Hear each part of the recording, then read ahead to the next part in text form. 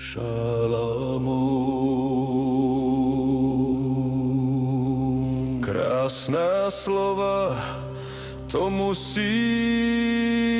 uznat, ku podivu je pravdivá. Snad ženatá, doposud mi neznámá, stejnou měrou, krásou těla i ducha bude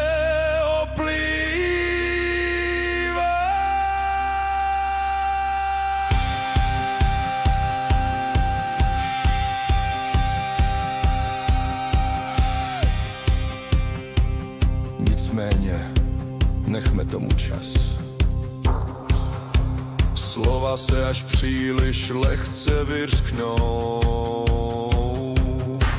stejně jako proud vody říční protečou ti v dlaní. Dnes jsem již veškeré své dílo vykonal, nebe se hvězdami bohatě pokrylo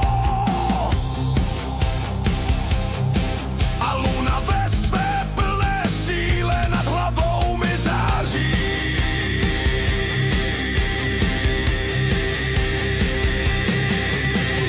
Nadešel pravý čas pro práci druhu jiného,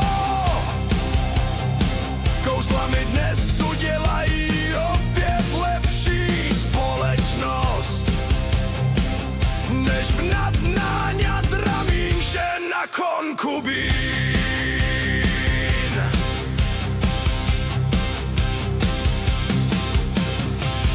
Nuže kruh ochrany mám již vytvořen, povolávám si tuto noc k sobě tebe. Můj věrný příteli Rafaeli,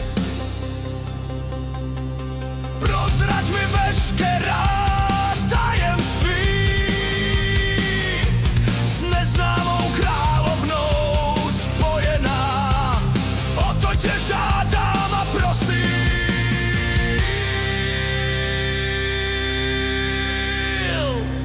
Buď pozdraven, Šalamoune.